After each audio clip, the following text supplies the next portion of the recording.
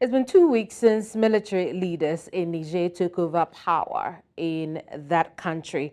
Since then, we know that they have begun to form a government. We also know that ECOWAS is taking action against the military leaders. They have tried to intervene in the matter to restore constitutional rule there. They have also applied sanctions to Niger. One of the things that they attempted to do is to give Niger a 7-day ultimatum, after which they had told us that they will invade the country militarily. Now, that didn't happen. They scheduled a meeting for today. As I speak to you now, there's a closed-door session in Abuja, Nigeria's capital, where discussions surrounding what ECOWAS's next action will be is underway. The Nigerian president, who is also chair of ECOWAS, has addressed the gathering there in Abuja. And what we want to do today is to discuss what we have heard so far. We know that for the first time, the entire membership will officially hear from Nigeria's first delegation to Niger that was obviously shunned by the military leaders there. So let's get right into our conversation now. Joining us on the gathering today, Dr. Tony Ofoyeton. Dr. Tony Ofoyeton is an analyst that you know very well here on the Square. I'll quickly give you his official title, which is the Director General of International Institute of Professional Security. We also have joining us David Otto, who is the director for Geneva Center for African Security Studies. Gentlemen, you're welcome to the Square. Indeed. Thank you for having us. Absolutely, Thank you. Absolutely. I do want to start off with you, Doc. We've heard from the president. One of the things that he said in his speech to the gathering in Abuja was today's meeting, they will review and assess progress of their last meeting and effectiveness of the interventions, the sanctions that they have applied so far. So let's start off from there. What do you expect them to be reviewing, Doc? Well, I think we lost the connection to Doc. I'll take that question to David now. David, if you can hear me, take that question of what ECOWAS is likely to be reviewing now as we speak. Yeah, so you remember that I think about 4 days after the coup, because the coup in Niger Republic took place on the 26th. On the 30th, ECOWAS had an extraordinary session. In that session, they made a number of decisions. You know, they did sanction the coup juntas. They actually also took decisions to issue the 7 days ultimatum. They asked the coup juntas to reinstate President Bazoum. They said that, you know, President Bazoum was, recognized as the constitutional leader. Nigeria also took the unilateral decision to, shut down the electricity, which was part of the sanctions. They did talk about freezing some of the assets, of those who were involved in the coup. So, there were a number of decisions that were taken then, including shutting down the Nigerian border. So, after the expiration of the 7 days ultimatum, I think alongside the backdoor negotiations, which has been taking place, but also the reaction of the Nigerian junta and other regional parties. ECOWAS has now the task to look at perhaps 4 different areas. One, it is going to look at the effectiveness of the sanctions that it has so far taken into consideration, or that it has so far imposed.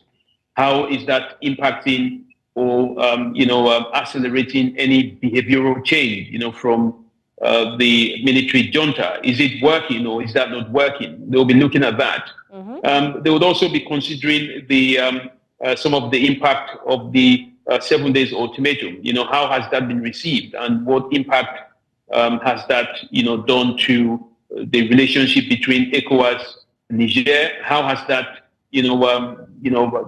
maybe divide ECOWAS in the middle? Because we've seen countries like Burkina Faso and Mali saying any military intervention on Niger would be a declaration of war to that region. So they will Right. also look at that and see how that is going to work. They'll also lastly look at the reaction of the Nigerian population and some of these appointments that have been made by the military junta. So it's going to be a combination of, kind of analyzing all those outcomes and see what next can be done from ECOWAS to either change the current status quo. Indeed. A little later, I'd want to push you a little further, and then we'll find out how those sanctions and interventions have fared. The effectiveness, the 7-day ultimatum, which we know failed woefully. But let me move on to Doc now. Doc, if you're back with us, I was just talking about what ECOWAS should be reviewing. But, like David has said, we know some of the things that ECOWAS did. And for the president of Nigeria, Bola Tinubu, he's talked about the fact that they will exhaust all avenues of engagement for significant return of constitutional governance. ECOWAS has tried in the past couple of weeks in doing that, haven't they?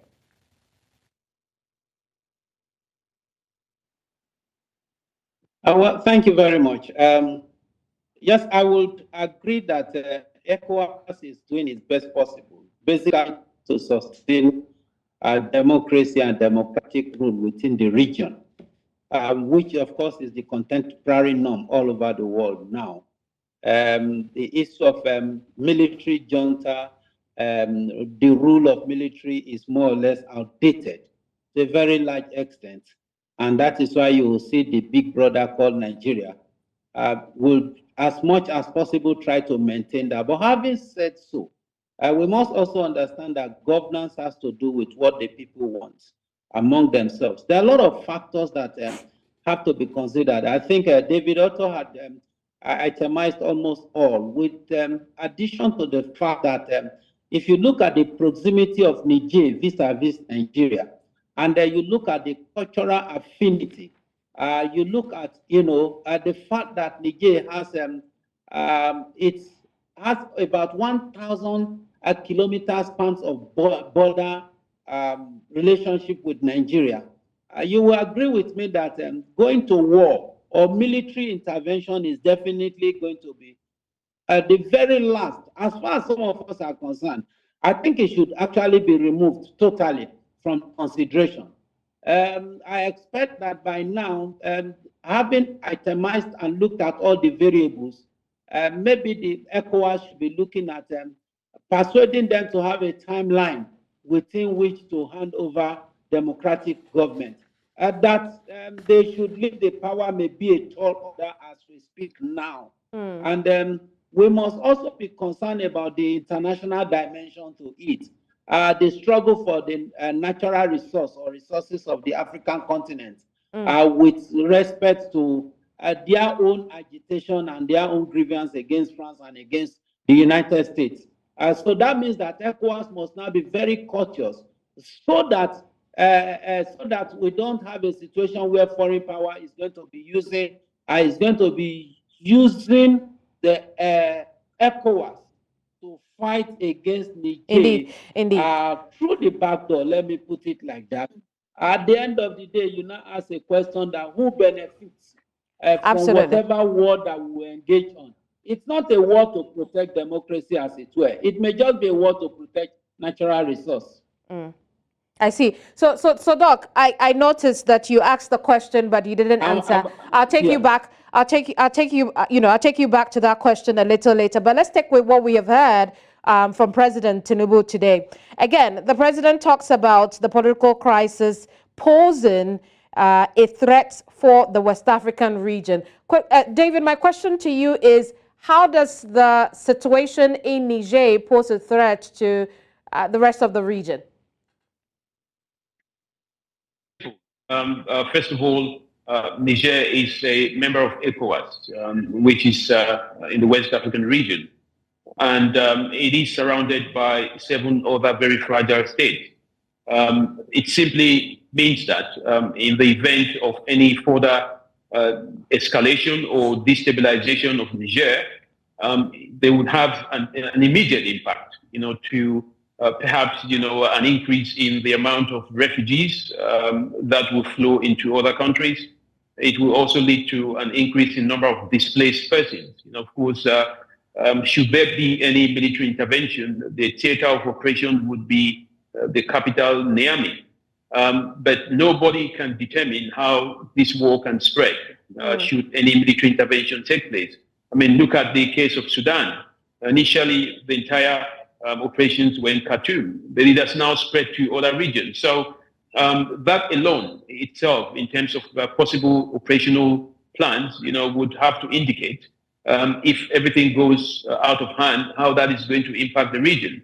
But I think another point, from an economic point, is that Niger Republic, Nigeria, and Algeria have signed an MOU last year, which has to do with the Trans-Sahara gas pipeline.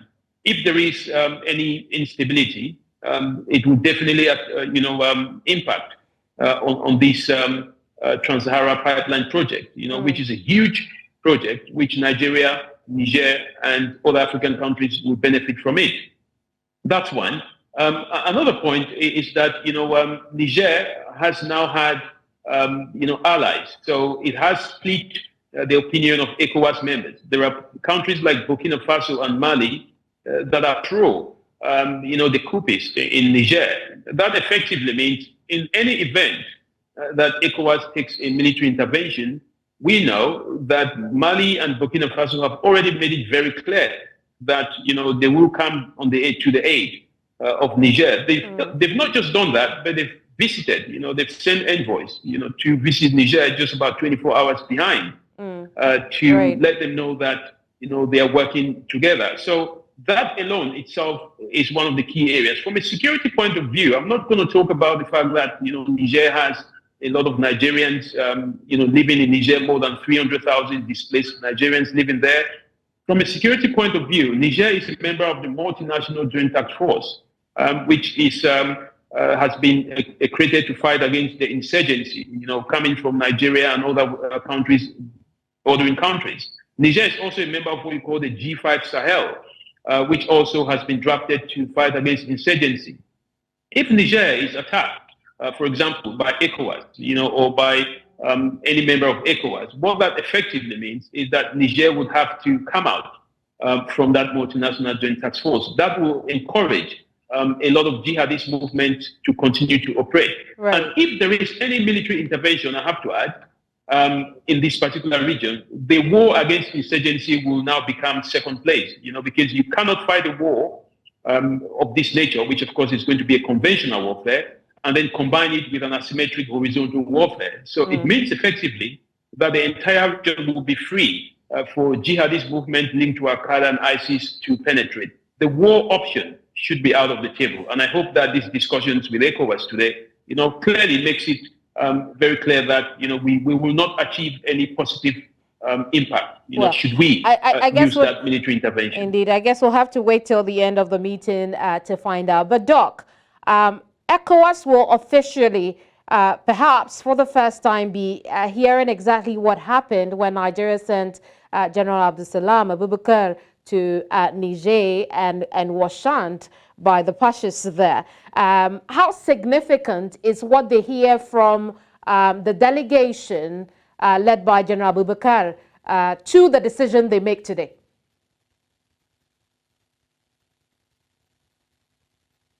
Doc, you're muted.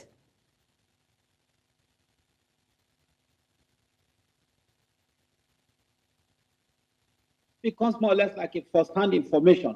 But that's not going to be the sole determinant as to what decision the ECOWAS is going to take today. It may just be like a report. We expected that.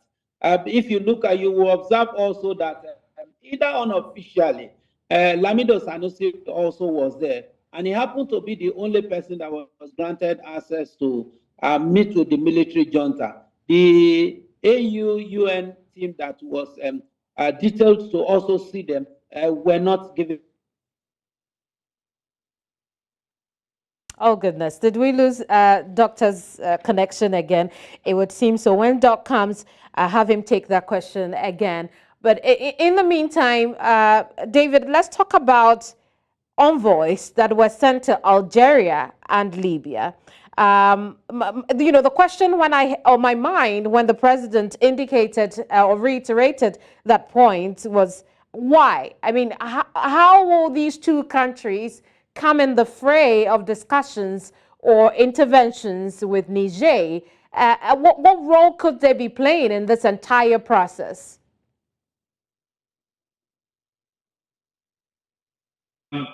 First of all, these two countries, Algeria and Libya, are not members of the West African Regional Bloc, ECOWAS. And I mentioned in the beginning that that Niger Republic is strategically placed. And that means it shares border with Algeria, and it also shares border with Libya. And ECOWAS has also made a point, in the very early stages of this coup, to have the president of Chad, President Mahamat Idris, to be one of the emissaries. That was quite controversial because, of course, he himself came to power through a military coup. But I think the strategic reason why ECOWAS needs, the attention or perhaps the support of Libya and Niger is that, having them on their side, would accelerate or, help ECOWAS to effectively make sanctions. So, for example, talking about border closures, if you do not have the buy-in of Algeria and Libya, then of course what is going to happen is ECOWAS will not succeed in actually issuing any effective border closure mechanism. It will just be countries like Nigeria that will close the borders of Niger, and Niger will continue to do business with these other countries. Algeria, for example, is a member of the tripartite agreement that was signed in 2022 for the Trans-Saharan gas pipeline. They have a stake. The Algerian government has made it very clear that, for example, they will not support any military intervention, because they do not want a further destabilization of that region. So ECOWAS needs the ears and support of the Algerian government. In terms of Libya, I'm not sure why they would go to Libya. Libya is very destabilized. It doesn't have a unity government. You've got the government of Tripoli and that of Benghazi under General Khalifa Haftar.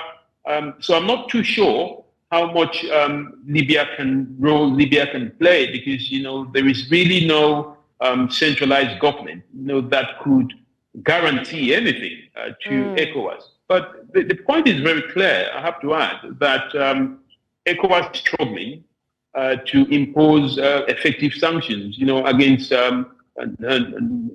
Niger Republic. I think principally because of its strategic location, and also because, Niger Republic has used a tactic which ECOWAS did not expect.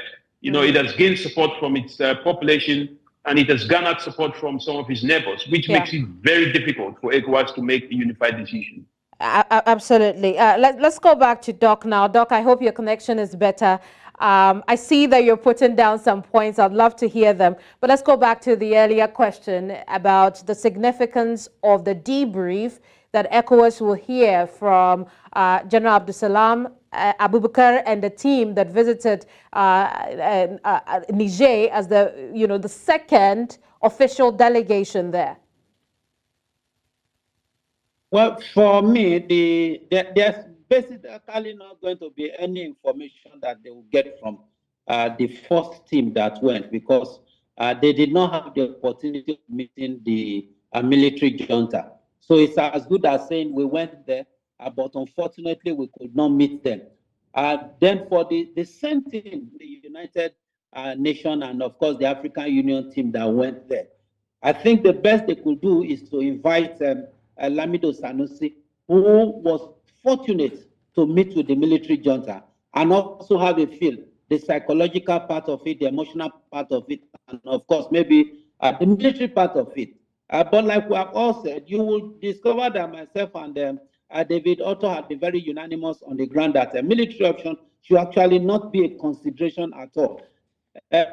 Not because they do not have the military might to be able to displace the military junta, but because it's an assumption You only know the beginning of the warfare. You would have seen the example of Sudan. You also see the example for what is happening in Ukraine now, in the Ukraine-Russia saga. It is assumed that within a twinkle of some days, Russia would have outrun Ukraine. But here we are today, still talking about that same war that has started, that I think getting close to a year or about now. And now, if you look at also the proximity of Nigeria to Niger, it is a no-no. It is not going to be beneficial to us as a nation. And of course, it will also impede very badly on our fight against terrorism. You will see that Niger is part of the international multi-joint task force that is operating within that region for the purpose of prosecuting war against terrorism and insurgents. But once Niger, for example, pull out of that, it will open much door for the ISIS, the Al-Qaeda to come in. That becomes also an addition to our own domestic security challenges. As we speak now, Niger is housing an IDP camp who are predominantly Nigerian. You have about 3,000 of them there, apart from the fact that we have almost 250,000 as population, Nigerian populations there. So that is one aspect. Now, the other aspect has to do with the affinity they have gotten from other countries. Then you are now talking about the relationship of France, Russia, and the US. Now, it's obvious that the military junta that took over now, they have affinity to Russia. France, of course, has economic benefit in Niger. US has economic benefit in Niger.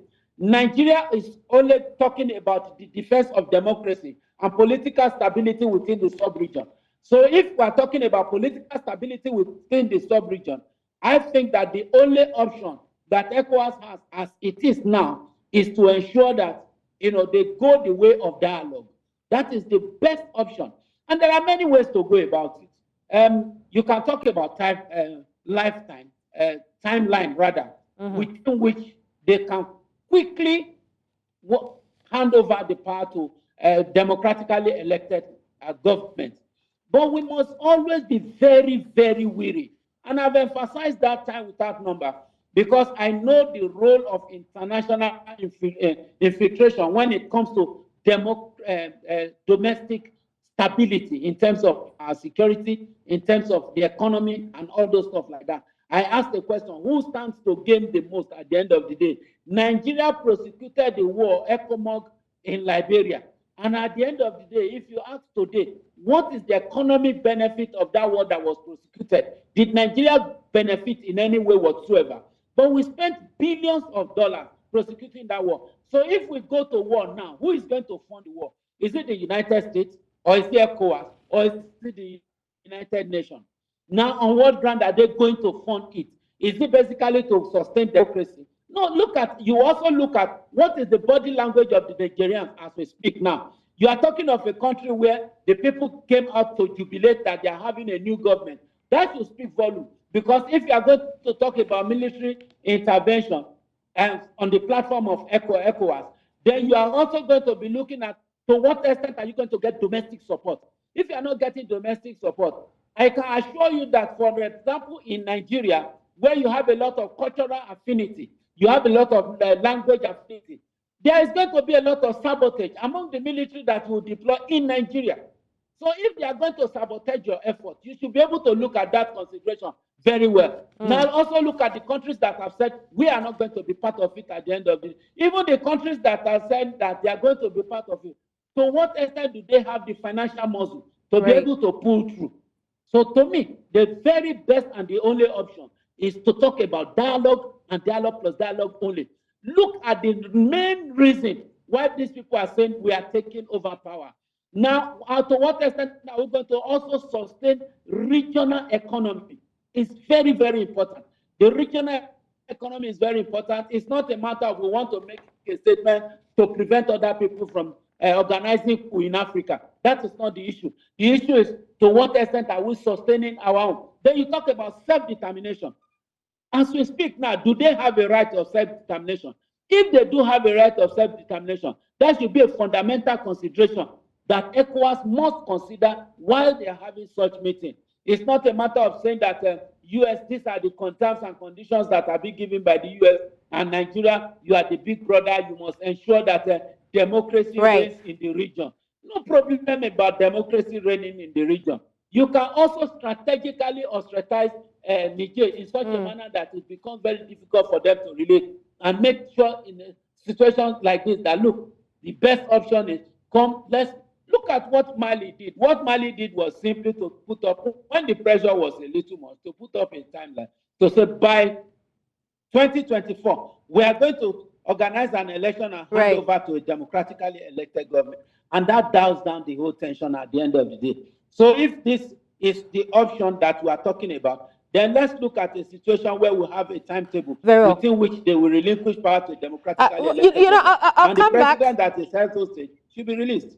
Doc, I'm going to come back to you, and then, we'll talk a bit more about some of the points you've made. But David, earlier, we had talked about Algeria and Libya and their significance to this entire process, given the backdrop that ECOWAS had approached the two nations. Yes, what President Tinubu said about that. He talked about Libya's unequivocal support for ECOWAS. The same Libya, you questioned their significance to the process. Algeria, not so much. There wasn't so much of Algeria, the country that you believe could have had a significant impact on the process of restoring constitutional rule in Niger. So here's my question based on that. If we did not get the buy-in yet, maybe, of Algeria, and we got the buy-in of Libya, what does it say about what ECOWAS next steps should be, what ECOWAS next step is? In fact, what does it say about the entire process of wanting to engage Niger neighbors? I think the point that ECOWAS is talking about, especially when it comes to sanctions and perhaps military intervention, is that if I don't think ECOWAS lacks the capacity, as Dr. Toyin said. Tony, ECOWAS does not lack the military capacity to carry out an invasion of Niger Republic. The question is if at all the mission is going to be achieved, because there's no guarantee that if it does invade Niger Republic, it will succeed to restore President Bazoum. And it may also not even succeed to restore any level of democracy. They do not have control of that. So from a military point of view, I would have thought, ECOWAS was looking for partners, but I don't think that's the case. I think ECOWAS is focusing on sanctions, and that is why it needs the backing of Algeria and the backing of Libya. But the problem with Libya, as I mentioned, is that there is no guarantee that Libya can be of any help. It's a country that I know very well, as much as everyone does. They do not have a centralized government. You can have the backing of the government in Tripoli, the government of national accord, but you may not have the government in Benghazi backing you up. And that means it's going to be a futile endeavor. Right. In terms of Algeria as well, the Nigerian president, who is chairing, but also ECOWAS believes that Algeria can put pressure on the military junta. So I think the whole point of having these alliances is that it wants to make sure that any sanctions that it does levy against, Niger Republic junta will be effective. If you don't have the backing of all these neighboring states, what will simply happen is that the Niger junta would rely on these neighboring states, as an alternative. Right. Which means any state that wants to maintain that sanction, for example, Nigeria, will be losing economically. So, for example, if Nigeria decides to shut down the electricity, as it did, what can simply happen is that Niger could decide to dam, the Nile River and the Niger River, and so which effectively means that Nigeria could also face the challenges, and Niger could simply look for alternative partners. So Right. the whole point, I have to insist, is that the ECOWAS is trying to win partners. I also just Very well. want to dive into the point that my colleague made in terms of some of the envoys. For example, the Abdul Salam team that was sent there. One of the reasons why the team was not received was that the Nigerian junta may have thought that the 7 days ultimatum was too harsh, and the threat for military intervention made it in such a way that the junta thought, why are you sending people to talk when you've already issued a threat? And if you look at the balance of the backdoor negotiation that the Sultan Sanusi had with the junta, it tells you that this backdoor negotiation is something that is much more preferable to the military junta. So there are a number of factors which I think are going to play out. But again, ECOWAS is in a very difficult position because it's trying to prevent and protect, regime change, Very through well. the military. David, But I'm going to come it back. has to focus on national security. Go ahead. Right. Sorry. I'm going to come Go ahead. back and then we'll talk a bit more about, speaking to the military too, as we are asking ECOWAS to dialogue more than, attempt military action. But I go back to Doc now. Doc, in your earlier commentary, you talked about how, you raised some concerns about Nigerians who may be in the IDP or who are in IDP camps in Niger. Is it your fear that if ECOWAS consistently barges Niger with sanctions and unwanted interventions, do you have any fears that there could be some reprisals against those in those IDP camps?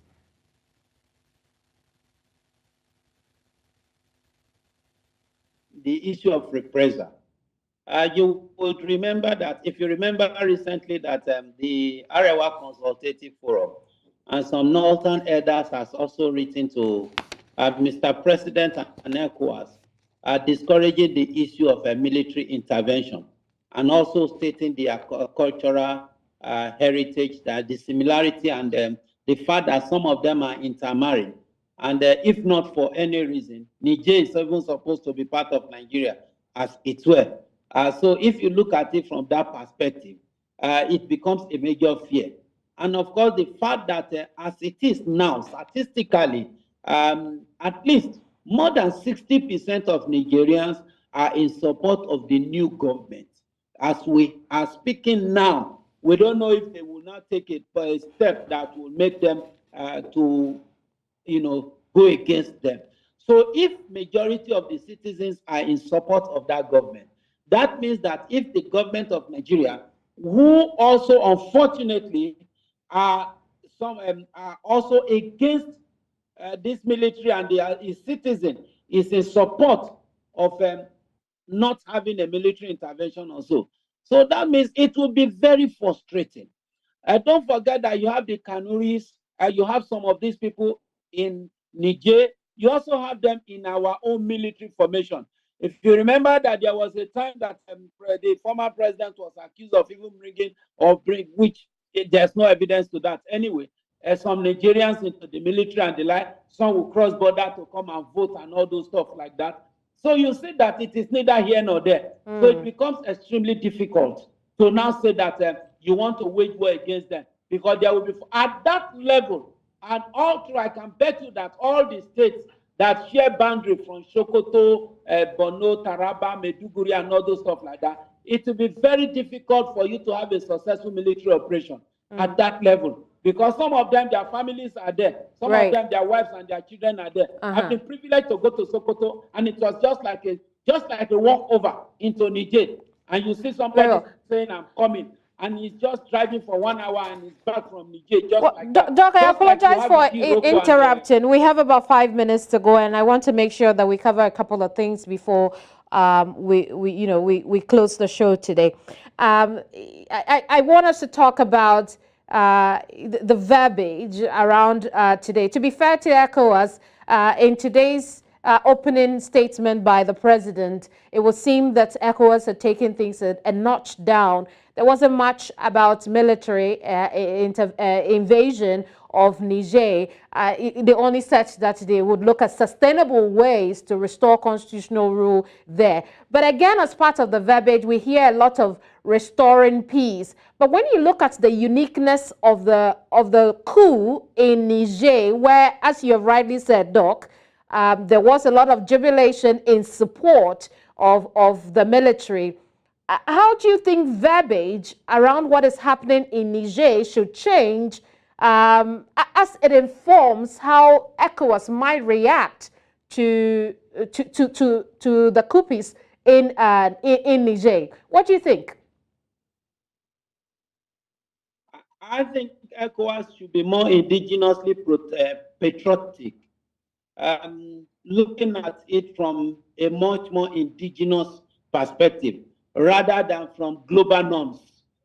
Global norms as it is now may not be of the ultimate beneficial advantage to the body called ECOWAS. So let them look at it from a global, from indigenous or regional perspective and regional advantage. With that, they'll be able to take a more domestic decision that will be a win-win thing. It will be no victor, no vanquish. Be able to, now when they do that, and the junta is able to read the body language, what will happen at the end of the day is that the junta, having read the body language and understanding very well that ECOWAS is ready to talk, I can assure you that they will open up their doors to speak with ECOWAS. Then ECOWAS will have the opportunity of telling them what they want. They also will have the opportunity of also telling ECOWAS what they want. But for me, the restoration of the ousted president may not be a fundamental negotiation. I think that should they should allow that to go and talk about restoration of democracy in that country. That should be the ultimate target of ECOWAS. But talking about bringing back President Bumi, or what is his name? Mohamed Bazoum. It may not be the very best option. I see. Again, we'll know in a few hours what ECOWAS decides. But David, it will seem you have the last word on today's program, and I want us to talk about the military leaders in Niger right now. We've talked a lot about ECOWAS going in for dialogue, and as you rightly pointed out, the reason they may have spoken to the Emir of Kano, Sanusi Lamido, will be because it was more or less a backdoor negotiation. There wasn't an exactly ECOWAS backing to this.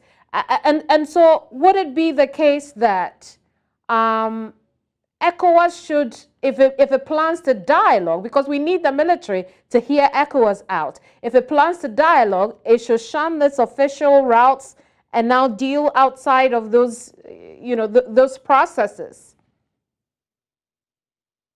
Yes, I think ECOWAS needs to apply a lot of cultural intelligence in its approach.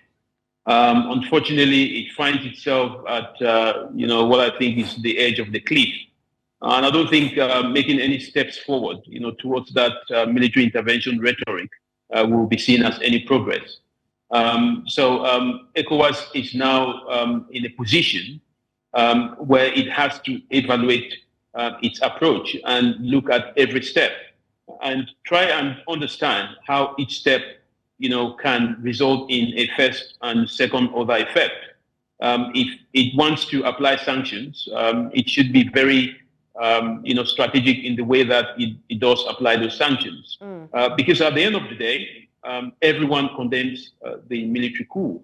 Nobody wants a military coup. Everyone prefers to have a government that comes to power through the ballot and not through the bullet.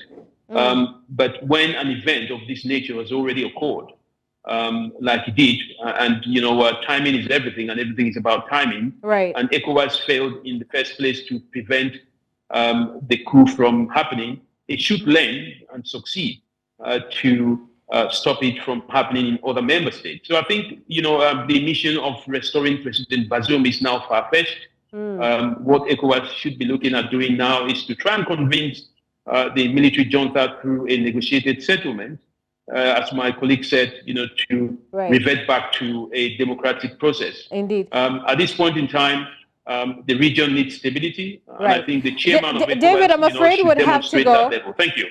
Absolutely. I'm afraid we have to go now, but the who should initiate those, who should lead those discussions, the when and the where, and whether or not ECOWAS can trust another military leadership to peacefully transition to democratic rule within timelines are questions that we'll continue to ask here on News Central TV. Thank you, Tony.